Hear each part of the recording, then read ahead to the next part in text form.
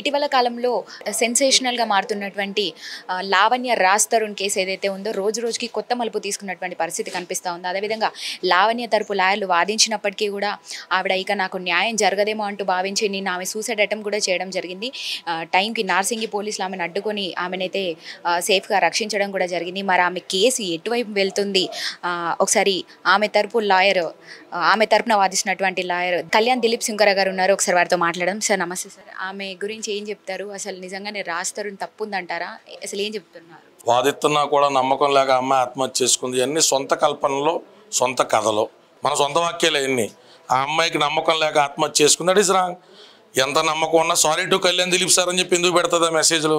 నమ్మకం లేకుండా sorry to Kalyan Dilip sir అని పెట్టలేదు. నమ్మకం లేక ఆమెకి ఇక న్యాయం జరగదేమో అని చెప్పేసి అమ్మాయి ఉన్నటువంటి మెంటల్ కండిషన్లో ఆ అమ్మాయికి ట్రొమాటిక్ సిచ్యువేషన్స్ అనేటువంటివి ఎరైజ్ అవుతూ ఉంటాయి.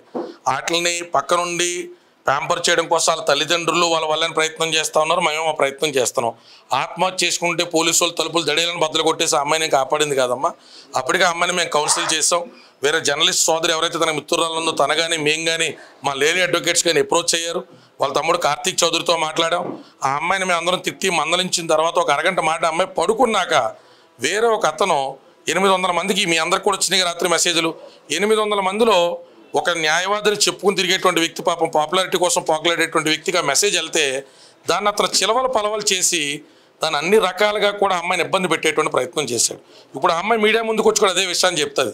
ఇందులో మీరు అడ్వాంటేజ్ తీసుకోవడానికి కాదమ్మా ప్రయత్నం. ఆ పిల్లకి న్యాయం ఏం జరుగుద్ది, ఎలా చేయగలుగుతాం? ఇక్కడ మా పాపులారిటీలో, అమ్మాయి పాపులారిటీలో మీడియా మాంగరింగో ఇది కాదు కదమ్మా concentration. Raj Tarun win win సిచ్యువేషన్లో ఉన్నాడు. ఇప్పుడు ఇక్కడ రప్చర్ పెరిగే కొద్దీ అతనికి రావాలని ఆలోచన రాడు.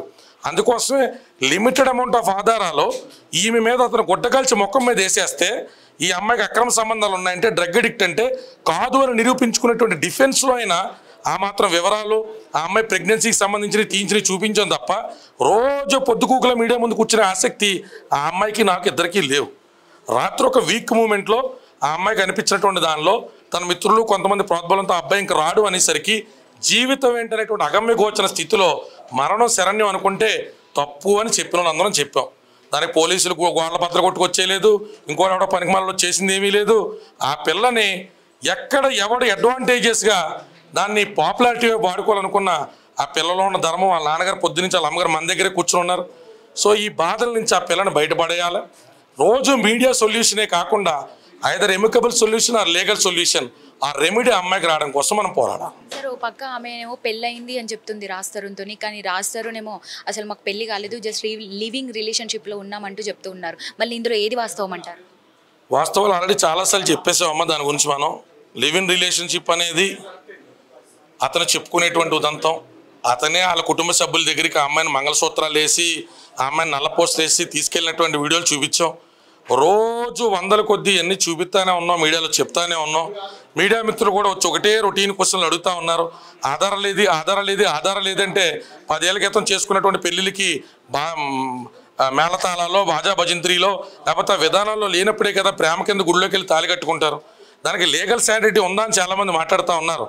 లీగల్ శాంటిటీ లేనటువంటి సబ్జెక్ట్ వెనకాతల under the context and pretext of marriage ఆ అమ్మాయిని డిసీవ్ చేసి కడుపు చేస్తే దానికి కూడా లీగాలిటీ లేదని చెప్తారు ఎవరైనా న్యాయ నిపుణులు? ఆ అమ్మాయికి అన్యాయం చేస్తే దాని గురించి న్యాయ నిపుణులు చెప్పేస్తారా? పెళ్ళి అనేటువంటిది హిందూ వివాహ చట్టం HMA కింద డెసిగ్నేట్ చేయబడ్డ విధానాల్లో జరగలేదు కాబట్టి కడుపులు చేసేయచ్చు అంటారా? కడుపులు తీయించేయచ్చు అంటారా? కొట్టేయచ్చు అంటారా? అక్రమ కేసు ఇరికించేయచ్చు అంటారా? అలా ఏ న్యాయస్థానం చెప్పదు కదమ్మా. అందుకే అప్రమేధాలు కొంతమంది నెలకోటి వేసుకుని వచ్చి మేము న్యాయ వ్యవస్థల్ని ఎలా తీసుకెళ్లాలో, ఏ చట్టాలు కట్టాలో కూడా మాకు చెప్పేస్తా ఉన్నారు. అది మా దౌర్భాగ్యం, మా దరిద్రం.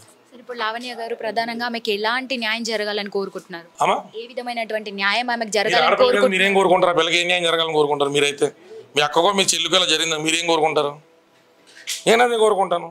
అయితే అబ్బాయితో కాపురం సాగాలని కోరుకుంటాం, లేదంటే అబ్బాయికి శిక్ష పడాలని కోరుకుంటాం. ఈ ఉదంతం చేసి ఇంకో 10 మంది చెల్లెళ్ళు అలా హైదరాబాద్ బస్సు ఎక్కి వచ్చేసి ఎవరితో పడితే ఆడితో లివ్ ఇన్ రిలేషన్లోకి వెళ్ళకూడదని కోరుకుంటాం. పార్లమెంట్లో దీని మీద చర్చ రావాలని కోరుకుంటాం. లివ్ ఇన్ రిలేషన్కి చట్టపద్ధతి కావాలని కోరుకుంటాం. 2 ఏళ్ళు దాటాలని సహజీవనం అని చెప్పి మాట్లాడుతూ ఉంటే వాళ్ళకి వివాహ చట్టం ద్వారా వచ్చేటువంటి అన్ని చట్టాలు సంక్రమిస్తాయని చెప్పి రావాలనేటువంటి ఆలోచన మీద చేస్తూ ఉంటాం. ఆడపిల్లకి న్యాయం జరగాలి. న్యాయం అంటే ఆ పిల్ల సుఖవంతమైన జీవితం డిస్రప్షన్ లేకుండా, ఎటువంటి మీడియా అదర్ సోర్సెస్ ఇంటర్వెన్షన్ లేకుండా, మాలాంటి న్యాయ వ్యవస్థలు, న్యాయస్థానాలు, న్యాయవాదులు అవసరం లేకుండా చక్కగా పిల్ల బతకాలని కోరుకుంటాం. సరే, అసలు ఈ లావణ్య రాస్తారు మధ్య ఈ మస్తాన్ అనే పర్సన్ ఎవరు, అసలు ఈయనది ఏంటి అసలు? ఆడి గురించి చాలాసార్లు చెప్పామమ్మా. మస్తానోడి దగ్గర ఆడి వివరాలు ఏదైనా ఉంటే రాస్తారని చెప్పినోడికి తీసుకురాలి. మీరు మమ్మల్ని అడుగుతున్నారు, మా దగ్గర ఉన్న ఆధారాలు చెప్తున్నాం. రాస్తారని మీడియా ముందుకు ఎందుకు రావట్లా? ఇన్ని ఎలిగేషన్స్ చేస్తున్నాం కదా, ఆడు మహాపతివ్రత కదా, రమ్మని చెప్పొచ్చు కదా, వచ్చి మాడమని చెప్పొచ్చు కదా. మస్తాన్ అన్నోడు తీసుకొచ్చాడు, చూపించచ్చు కదా. మస్తాన్తో చాటింగో కాల్ రికార్డింగో ఎందుకు చూపించలేకపోతున్నాడు? 2017 దాకా నేను ముట్టుకున్నాను, గడుపులు చేశాను, తర్వాత మాత్రం ఒకే ఇంట్లో ఉన్నాను కదా. ఒకే ఇంట్లో ఉండగా ఎన్నిసార్లు వచ్చాడు? నీ ఇల్లు మొత్తం సీసీటీవీ ఫుటేజ్లు ఉన్నాయి కదా, నీ ఇల్లు కూడా గ్రేటర్ కమ్యూనిటీలో ఉంది కదా, పెద్ద కమ్యూనిటీలో ఉంది కదా, చూపించు. ఆడేదో బోక మాటలు చెప్తాం, దాని ముందు మీడియా వచ్చి మమ్మల్ని ఆ బోక మాటలు వివరించమంటాం. ఆడో పనికి మాట్లాడాడు, అర్థం పద్ధతి లేకుండా అన్నాళ్ళు సహజీవనం చేసిన అమ్మాయి గురించి ఏది పడితే అది మాట్లాడుతూ ఉన్నాడు. నోర తాటి మట్ట. అక్రమ సంబంధం ఉంది అంటే అడల్టరీ కింద నువ్వు అమ్మాయిని ఎందుకు వదిలించుకోలేకపోయావు అంటే నేను పిచ్చి మాటలమ్మా. విడాకులు ఎందుకు అడిగావు? చాటింగ్లో విడాకులు తెల్లిస్తారని ఎందుకు చెప్పావు? అందుకని అడిగే ప్రతి పనికిమాల మాటలకి రోజు మందని వివరంతా పోలమ్మా. ఆధారాలు ఉంటే ప్రెస్ ముందుకు రమ్మని చెప్పండి, ఆ ఉన్న ఆధారాలను మనం మాట్లాడదాం. I know everything అన్నాను.